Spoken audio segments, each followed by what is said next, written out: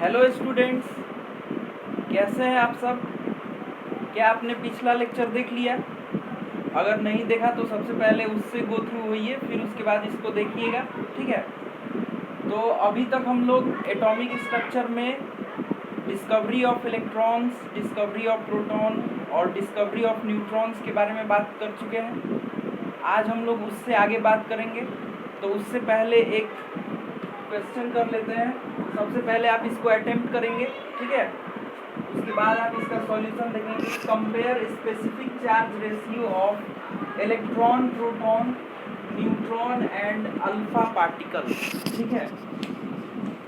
तो specific charge ratio क्या होता है? चार्ज अपॉन मास का रेशियो, यही होता है ना। तो देखिए, ये हम लोग पिछले क्लासेस में निकाल भी चुके हैं। तो फॉर इलेक्ट्रॉन के लिए निकालते हैं चार्ज बाई मास कितना हो जाएगा। तो charge 1.6 into 10 to the power -19 coulomb divided by mass 9.1 into 10 to the power -28 gram. तो ये अगर आपको याद हो, ये आता है 1.76 into 10 to the power 8 coulomb per gram. ये हम लोग कैलकुलेट कर चुके हैं पिछले क्लासेस में। प्रोटॉन के लिए चार्ज अपॉन मास, तो चार्ज तो same, mass 1.672 into 10 to the power -24 gram, जो कि आ जाता है 9.58 into 10 to the power 4 coulomb per gram. ये कैलकुलेट करने से आता है, ठीक है। ये भी हम लोग निकाल चुके हैं। देखिए, फॉर न्यूट्रॉन, तो न्यूट्रॉन के ऊपर चार्ज कितना होता है? तो चार्ज कुछ है ही नहीं। तो 0/1.675 इंटू 10 टू द पावर -24 ग्राम, ये तो 0 ही हो जाएगा। अल्फा पार्टिकल, तो अल्फा पार्टिकल जो है, चार्ज जो होता है इस पे याद रखना है 2 टाइम्स ऑफ प्रोटॉन, और इसका जो मास होता है 4 times into mass of proton होता है। ये आप याद रखेंगे। अल्फा पार्टिकल में charge 2 times charge on proton और मास 4 times into mass of proton होता है, ठीक है। तो देखिए, इसके लिए भी हम लोग कैलकुलेट कर सकते हैं। तो फॉर अल्फा पार्टिकल, तो अल्फा पार्टिकल के लिए चार्ज क्या लिखते हैं? 1.6 into 10 to the power -19 into 2 हो जाएगा, divided by 4 into 1.672 into 10 to the power -24, ये कूलम पर ग्राम हो गया, ठीक है। तो ये वाला वैल्यू तो हम लोग ऑलरेडी जानते ही हैं, है कि नहीं। तो ये कितना आ गया? 1/2 into 9.58 into 10 to the power 4 coulomb per gram. तो चारों का हम लोग कैलकुलेट कर चुके, ठीक है। तो सबसे ज़्यादा किसके लिए हो गया? सबसे ज़्यादा हो गया आपका इलेक्ट्रॉन के लिए। तो स्पेसिफिक चार्ज रेशियो अगर देखा जाए तो सबसे ज़्यादा किसके लिए हो गया भाई? इलेक्ट्रॉन के लिए हो गया। इलेक्ट्रॉन के बाद सबसे ज़्यादा किसका है? ये दोनों को देखिए, ये तो इसका आधा हो गया, तो प्रोटॉन हो गया। फिर जाकर क्या हुआ? तो अल्फा पार्टिकल हो गया, और सबसे लास्ट में न्यूट्रॉन पे 0 है। तो आई होप आपको ये वाला क्वेश्चन क्लियर हुआ होगा।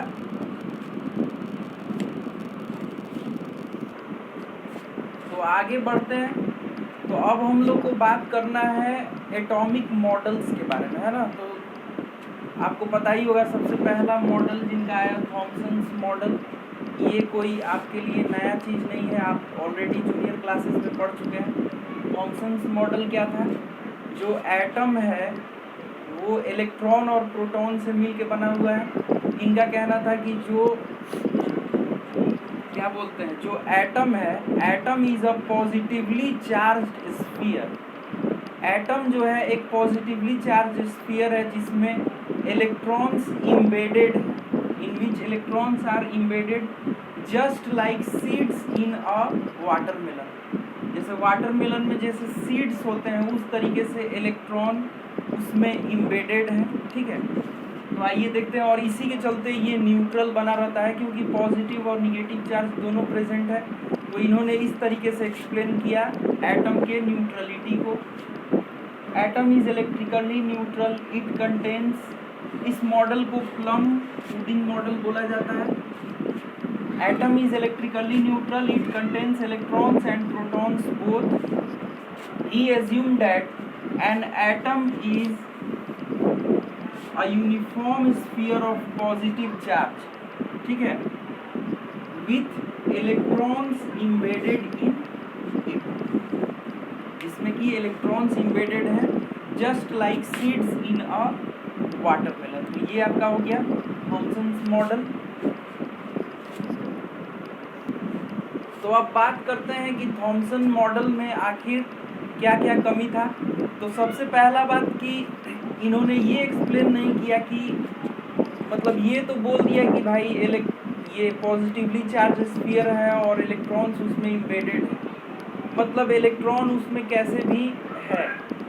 लेकिन अगर एक बात सोचा जाए कि इलेक्ट्रॉन और प्रोटॉन जब आपस में एक साथ है तो वो एक दूसरे से अट्रैक्ट करेगा, एक दूसरे को अट्रैक्ट करेगा, और अट्रैक्ट करेगा तो एक दूसरे के अंदर चला जाएगा। तो इस तरीके से तो एटम का एग्जिस्टेंस ही ख़त्म हो जाएगा, है कि नहीं। तो it could not explain about the stability of atom, एक चीज़। और रदरफोर्ड का जो भी एक्सपेरिमेंट था उसका सेटिस्फैक्ट्री एक्सप्लेनेशन थॉमसन मॉडल के थ्रू नहीं आता है। This could not explain the results of scattering experiment by Rutherford, ठीक है। हालांकि इसका एक पॉजिटिव पॉइंट ये भी है कि मतलब एटम के बारे में मतलब एटॉमिक मॉडल देने के लिए सबसे पहला यही वाला था, है ना। नेक्स्ट हम लोग बात करते हैं रदरफोर्ड मॉडल का। ये काफ़ी इम्पोर्टेंट था, आपको भी पता होगा, ठीक है।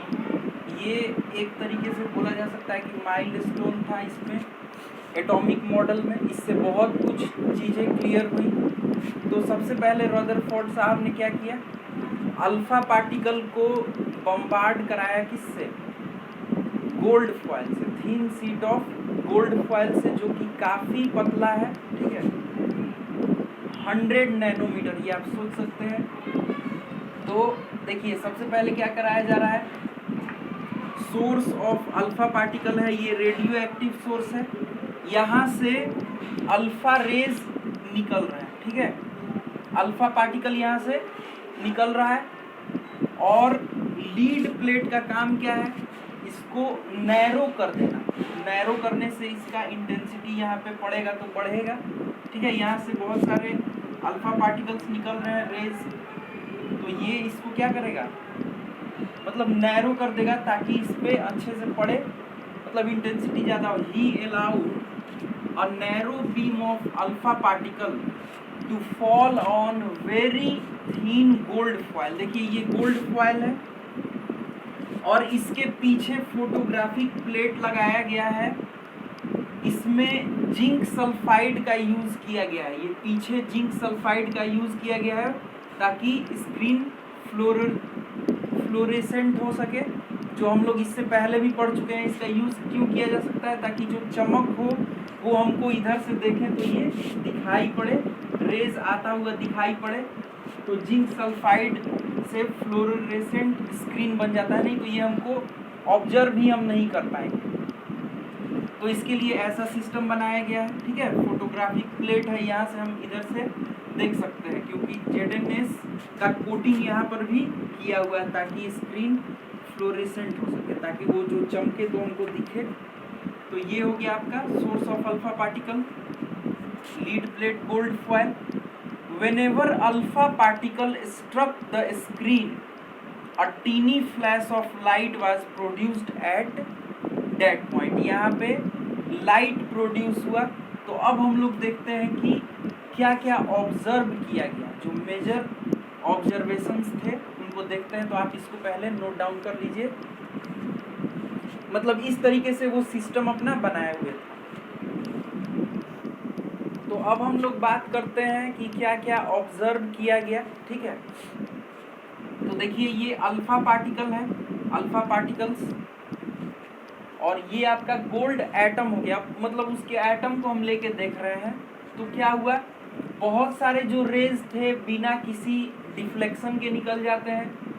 कुछ रे जो है वो कुछ एंगल के साथ डिफ्लेक्ट करते हैं। कैसे पता कुछ एंगल के साथ, यहाँ पर आप देख सकते हैं ये कुछ एंगल होगा। ये सब रे जो है most of the rays passed without any deflection, कुछ रेज कुछ एंगल से डिफ्लेक्ट कर रहे हैं। एंड 1 आउट ऑफ 20,000 ऐसा बोल सकते हैं कि 20,000 में से एक रे जो ऐसा था वो सीधे गया और वापस उसी रास्ते लौट कर चला आया। A very few 1 out of 20,000 get deflected by nearly 180 degree angle. ये सब आपको समझ में आ ही गया। Most of the alpha rays pass through the gold foil undeflected, a small fraction of alpha particles were deflected by small angles, और ये थर्ड हो गया। तो आइए अब आगे देखते हैं कंक्लूजन।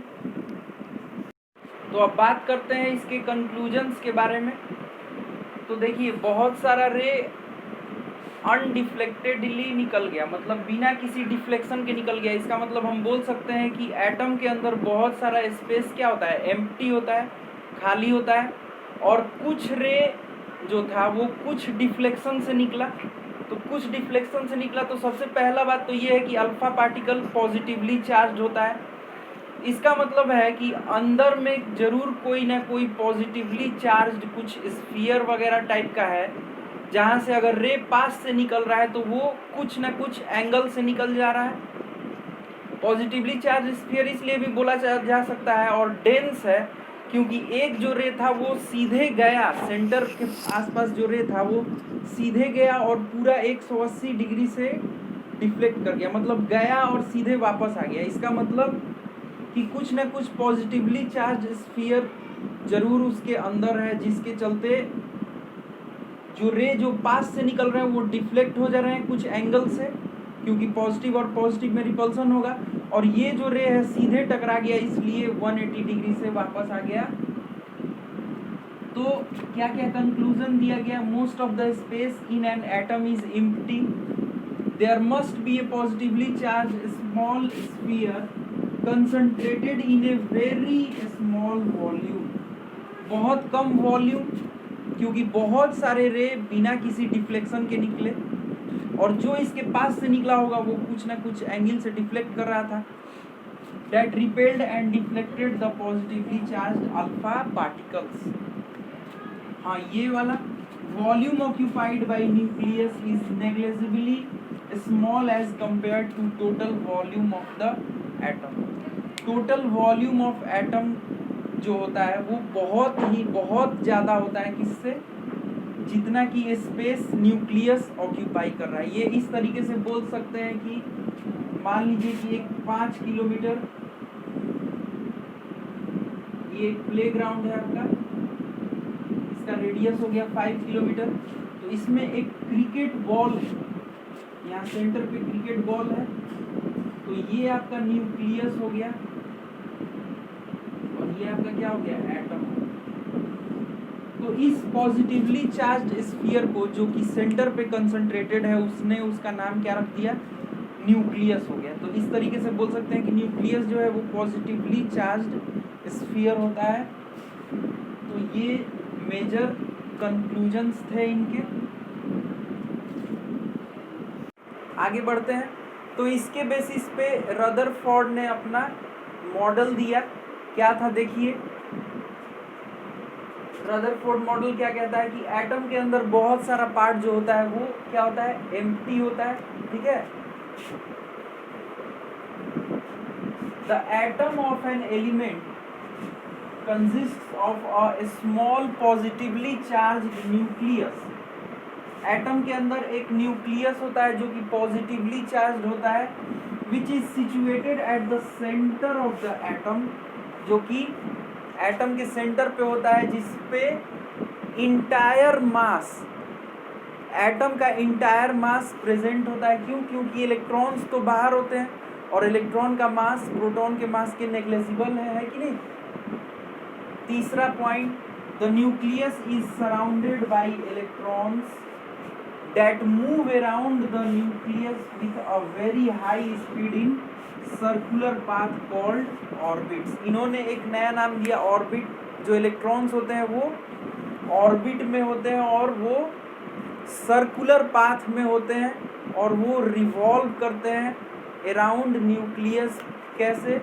बिल्कुल उसी की जैसे, जैसे मान लीजिए कि ये आपका न्यूक्लियस है, तो ये आप सन मान लीजिए, और जो इलेक्ट्रॉन्स हुए, जो इलेक्ट्रॉन्स सर्कुलर ऑर्बिट्स में रिवॉल्व कर रहा है, ये मान लीजिए कि इलेक्ट्रॉन है, तो इलेक्ट्रॉन को इन्होंने कहा कि ये इसको प्लैनेट्स एज्यूम कर लीजिए। तो जिस तरीके से प्लैनेट्स सन को रिवॉल्व करते हैं वैसे ही इलेक्ट्रॉन्स भी रिवॉल्व कर रहे हैं, ठीक है।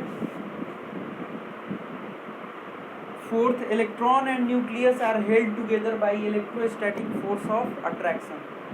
न्यूक्लियस और इलेक्ट्रॉन के बीच में इलेक्ट्रोस्टैटिक फोर्स ऑफ अट्रैक्शन है, उसीलिए वे मतलब बाहर नहीं जा रहे हैं। तो ये आप नोट डाउन कर लीजिए। फिर हम आगे देखते हैं कि इसका ड्रॉबैक्स क्या क्या था। देखिए, तो रदरफोर्ड मॉडल से बहुत सारा बात एटम के बारे में क्लियर हो गया कि बहुत सारा स्पेस जो है वो एम्प्टी है, ठीक है, ये सही बात था। न्यूक्लियस तो कोई चीज़ होता है जो पॉजिटिवली चार्ज होता है और जिस पे एटम का ऑलमोस्ट पूरा मास कंसंट्रेटेड होता है, सही बात। इलेक्ट्रॉन्स रिवॉल्व करते हैं, ठीक है, ये बोला गया कि ऑर्बिट्स होता है। लेकिन एक बात है, अब हम लोग थोड़ा ड्रॉबैक के बारे में बात किया जाए। जैसे क्लासिकल थ्योरी ऑफ इलेक्ट्रोमैग्नेटिज्म क्या कहता है, इसको ज़रा समझना है। जैसे मान लीजिए कि ये कोई पॉजिटिवली चार्ज पार्टिकल है। जैसे कोई भी पार्टिकल अगर किसी दूसरे चार्ज पार्टिकल के अराउंड घूम रहा है तो वो कंटिन्यूअसली एनर्जी लॉस करेगा। क्लासिकल थ्योरी ऑफ इलेक्ट्रोमैग्नेटिज्म क्या कह रहा है? कोई भी पार्टिकल अगर किसी चार्ज्ड पार्टिकल के अराउंड, कोई भी मतलब चार्ज्ड पार्टिकल किसी दूसरे चार्ज्ड पार्टिकल के अराउंड मतलब रोटेट कर रहा है, घूम रहा है, तो वो कंटिन्यूअसली एनर्जी लॉस करेगा। यानी कि ये इलेक्ट्रॉन अगर पॉजिटिवली चार्ज न्यूक्लियस के अराउंड घूम रहा है तो ये अपना एनर्जी लॉस करेगा। तो देखिए, जब ये एनर्जी लॉस करेगा तो ये तो पॉजिटिव चार्ज है और इस पे निगेटिव चार्ज है, तो ये भी तो इसको अपने तरफ खींचेगा। जैसे मूव कर रहा है, ठीक है, तो इस धीरे धीरे इसका एनर्जी लॉस हो रहा है, तो कुछ ऐसा पाथ बनते चला जाएगा। क्या? क्यों? क्योंकि न्यूक्लियस पे पॉजिटिव चार्ज है और इस इलेक्ट्रॉन पे निगेटिव चार्ज है, और ये जैसे जैसे मूव करेगा तो एनर्जी लॉस करेगा, तो एनर्जी लॉस करेगा तो इसके इन्फ्लुएंस में आता चला जाएगा पॉजिटिव चार्ज के। तो कुछ इस तरीके का पाथ बन जाएगा, और एक समय क्या होगा कि ये जो इलेक्ट्रॉन है प्रोटॉन के अट्रैक्शन के चलते न्यूक्लियस के अंदर चला जाएगा। तो इस तरीके से तो एटम का एग्जिस्टेंस ही खत्म हो जाएगा। तो वही चीज़ लिखा हुआ है, this was not according to the classical theory of electromagnetism proposed by Maxwell. According to this, every accelerated particle must emit radiation in form of electromagnetic wave and loses its total energy। मानिए कि ये जो electron है ये अपना energy तो loss करेगा, तो एनर्जी लॉस करेगा तो एक टाइम ऐसा आएगा कि इस तरीके का पाथ बनेगा और ये इलेक्ट्रॉन न्यूक्लियस के अंदर चला जाएगा, तो एटम एग्जिस्ट ही नहीं करेगा। तो इस तरीके से हम बोल सकते हैं कि ये एटम के एग्जिस्टेंस के बारे में मतलब सही तरीके से आइडिया नहीं दे पाया। बाकी जो भी न्यूक्लियस वगैरह का कॉन्सेप्ट था वो सब ठीक था। और दूसरा it could not explain the line spectrum of hydrogen atom. ये भी बड़ा ड्रॉबैक था। ये हम लोग आगे आने वाले क्लासेस में पढ़ेंगे कि ये line spectrum of hydrogen atom क्या होता है। तो आज के क्लास में बस इतना ही। इसके बाद हम लोग नेक्स्ट क्लास में आगे कंटिन्यू करेंगे।